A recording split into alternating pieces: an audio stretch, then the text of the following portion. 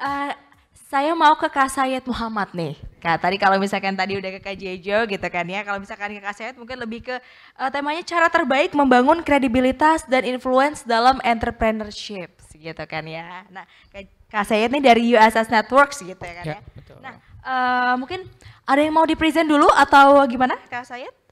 Boleh present video dulu.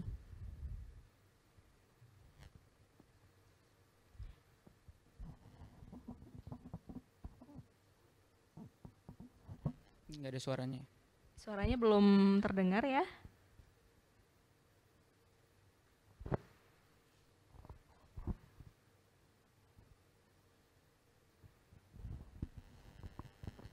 Mungkin suaranya bisa di-up dikit.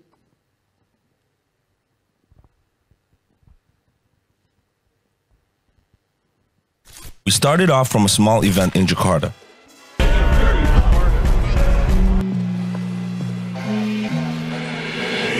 We've grown into becoming an even stronger and bigger community. USSV.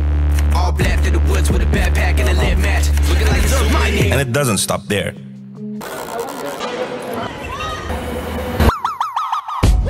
We've also transformed into becoming one of the biggest lifestyle streetwear event in Southeast Asia. With such strong roots embedded in us, we became an ecosystem. We are not an event, we are not an agency, we are not a media, and we are not a retail store.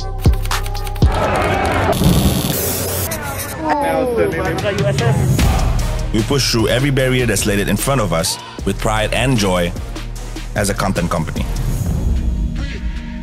USS Networks, cultivating the culture. Keren banget, tepuk tangannya dong teman-teman. Untuk videonya sama suaranya nggak nyambung ya. Oh gitu ya. Oke, mungkin ada kesalahan teknis biasa ya. Komputer tuh tadi kayaknya. Nggak apa-apa. Mungkin bisa masuk ke slide aja yang halaman 2 aja. Biar gue jelasin aja dulu sedikit tentang USS Networks dulu mungkin ya. Ke halaman 2 aja langsung. Nah, ya jadi tadi kalau lihat videonya memang kita bilang di akhir itu adalah kita content company gitu kan.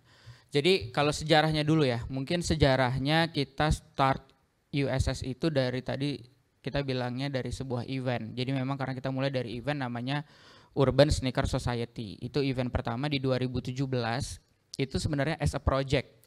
Jadi as a side project, gue punya previous company namanya Local, Jejo, dia bekerja di perusahaan keluarga, and then kita decide untuk bikin satu project event sneakers namanya Urban Sneaker Society. Nah itu 2017 ya, 2017 kita bikin yang kedua dan yang kita bikin ketiga, akhirnya kita realize something bahwa Urban Sneaker Society itu much more than just an event. Gitu. Akhirnya kita decide bikin sebuah company yang kita sebut USS Networks. Nah, singkat cerita, kenapa kita namakan ini sebuah content company gitu. Gini, pertanyaan gue ya. Ada yang tahu Urban Sneaker Society nggak tapi sebelumnya? Pernah dengar? Ada yang tahu? Oke, coba kalau gitu gue tanya. Urban Sneaker Society itu enggak, Urban Sneaker Society dulu. Lo taunya sebagai apa? Event sneakers. Nah, kalau gue bilang itu sebagai event sneakers, kenapa Instagram Urban Sneaker Society verified, punya 500.000 followers dan very active komen? Karena influence-nya udah menyebar ke masyarakat sih Kak. Udah kenal gitu sama Urban Sneaker Society. Oke, pernah dengar USS Fit? Pernah, aku follow. Oke, itu apa? Itu tadi ya. Yang lo tangkap USS Fit itu sebuah apa? Sebuah platform sih, platform untuk menyebarkan informasi. Oke, gitu. Dengan bahasa umumnya orang akan bilang itu sebuah media. Betul. Ya kan? Atau kita juga pernah, kita juga punya satu brand lagi namanya Sonderlab. Sonderlab itu e-commerce, gitu kan. Tapi kita tidak, ya untuk ke umum kita akan bilang ya USS Fit itu media. Sonder Lab itu e-commerce, Urban Sneaker Society itu event.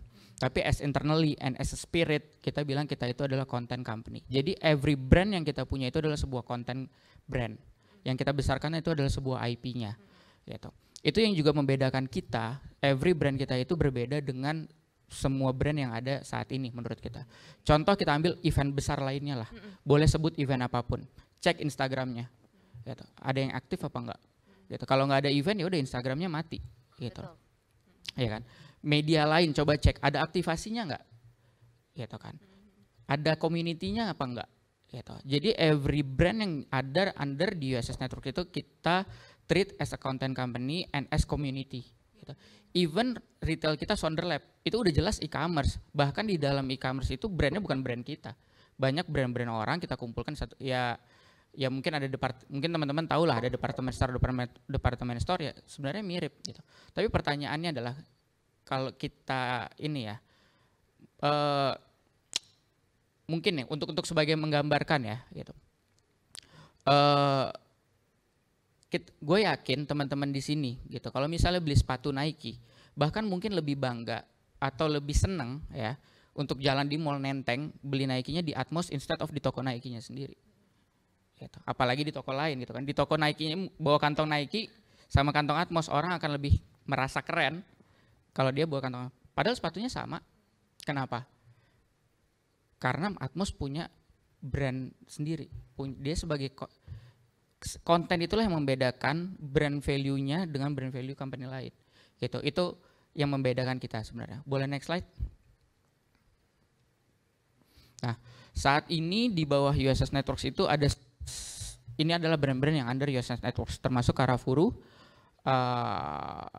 ada Urban Sneaker Society, USS Fit, dan lain-lain lah, kurang lebih seperti itu. Dan ada beberapa lagi yang sebenarnya kalau pernah dengar Creative Fox juga, Sonder Lab, Menjadi Manusia, Outbreak. Jadi bedanya adalah every brand di dalam company kita ini punya interestnya masing-masing. Kita treatmentnya sama, as a brand and kita develop as IP. Jadi bukan kalau event, media, placement, itu semua adalah menurut kita revenue streamnya. Gitu. Tapi kita treat mereka sebagai IP development. Gitu sih kurang lebih tentang USS Networks. Oke, luar biasa, tepuk tangannya dong teman-teman. Luar biasa ya. Siapa sih yang nggak kenal USS Fits gitu kan ya, Urban Sneaker Society gitu, pasti teman-teman mendengar gitu ya. Salah satu itu tadi ya platform yang memang influence-nya sudah luar biasa sekali ya Kak Gerald ya di media sosial juga. Nah tadi Kak Sayat bilang kalau misalnya masing-masing dari brand USS Network itu punya interest-nya sendiri-sendiri gitu. Dan juga punya influence-nya sendiri-sendiri ke masyarakat. Nah bagaimana sih Kak caranya untuk istilahnya mengcompile interest-interest yang ada gitu ya supaya bisa jadi influence nih ke masyarakat, biar masyarakat itu teman-teman tahu gitu ya tentang misal USS Fits tuh oh kayak gini, USS Her tuh kayak gini, Menjadi Manusia tuh kayak gini. Itu seperti apa Kak Sayat? Oke. Kita itu kesamaan dari semua yang ada tadi itu adalah target market. Target market kita itu adalah point of interest-nya lifestyle. Ya, secara general besarnya itu lifestyle. Yang kedua secara umur itu kita Gen Z dan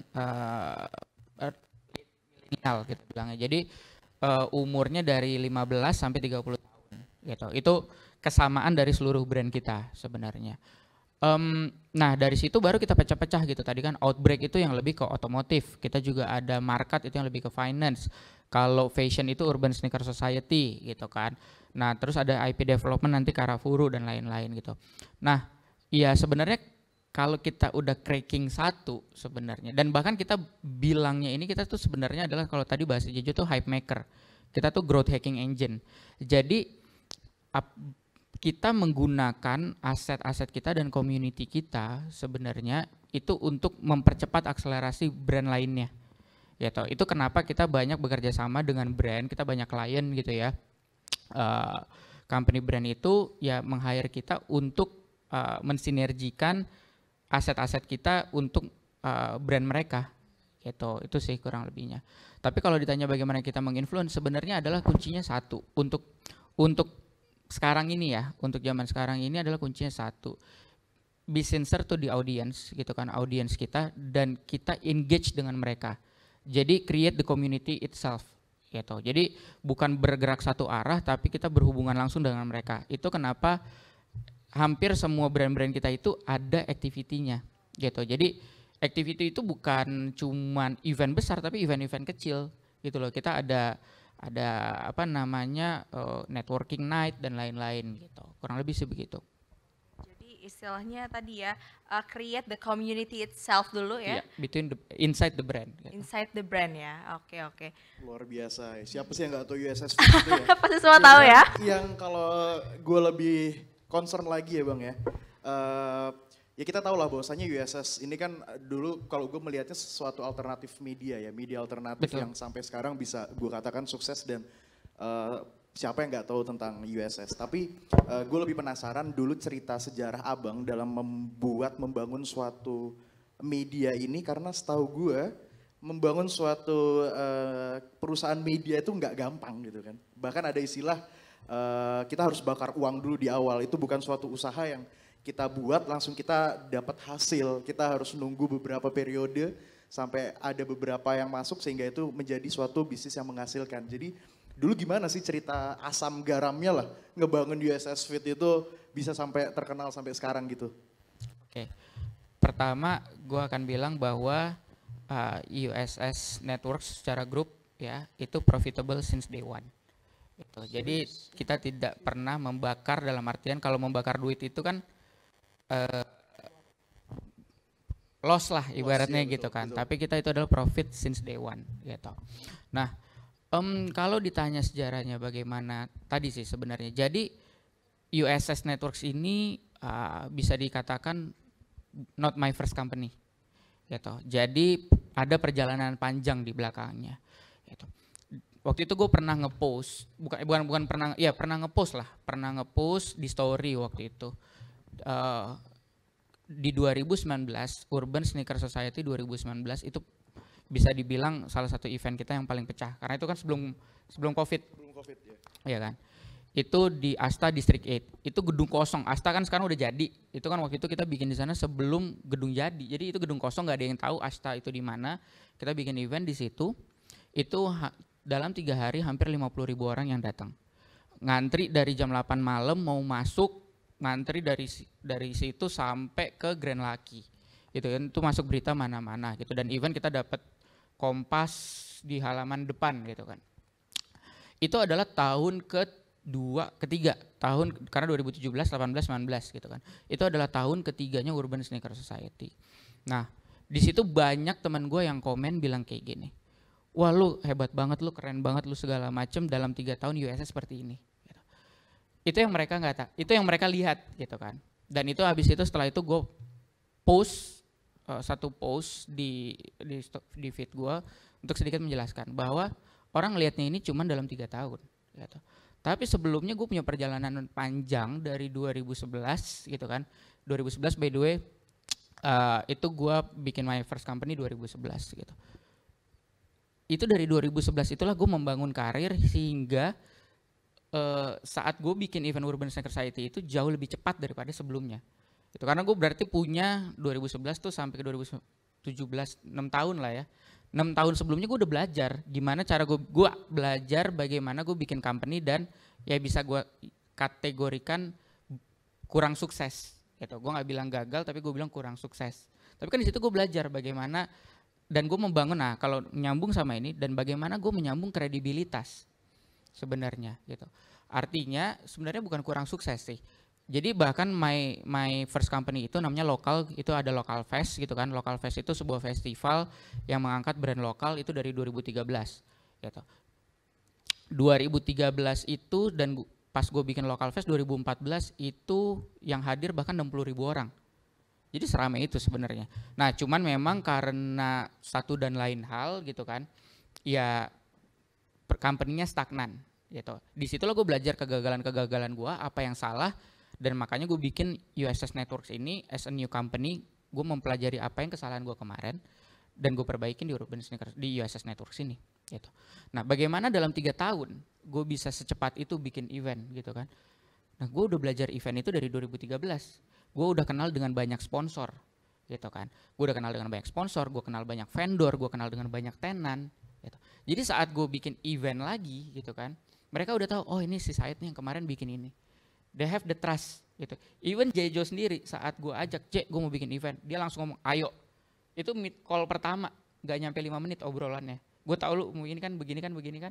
Jejo dulu salah satu tenan gue. Jadi gue bikin bazar, dia bikin es krim. Disitulah kita ketemu sebenarnya. Jadi dia tahu gue bikin event berhasil, sukses. Pas gue ajak dia langsung ayo. Gitu. Imagine kalau gue waktu itu bikin eventnya jelek, pasti dia nggak mau join dong. Gitu kan. Sama juga dengan dia. Kalau gue tahu waktu itu dia bikin boothnya jelek, ogah-ogahan gitu kan jualannya, gitu. Pasti gue juga nggak mau ngajak dia. Gitu. Jadi ya itu bentuk dari kredibilitas juga kan. Jadi gue membangun kredibilitas selama 6 tahun sebelumnya sehingga bisa gue aplikasikan dan compounding. Kredibilitas itu menurut gue compounding gitu loh. Nah jadi ya satu mendengar dia cerita ke teman lainnya ya kan. Begitu juga dengan nama jelek itu juga compounding. Satu ngomong ada yang ngomong kayak enggak jangan.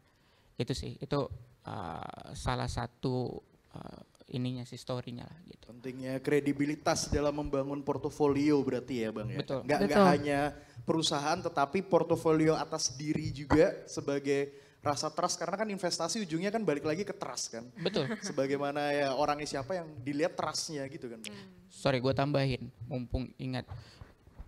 Kredibilitas ini menurut gue adalah aset terbesar yang harus dimiliki semua orang. Bukan cuma buat entrepreneur. Even dia pekerja misalnya, gitu kan dia profesional, ya itu tetap gitu kan karena dia saat pindah ke tempat lain, apalagi hari gini gitu kan,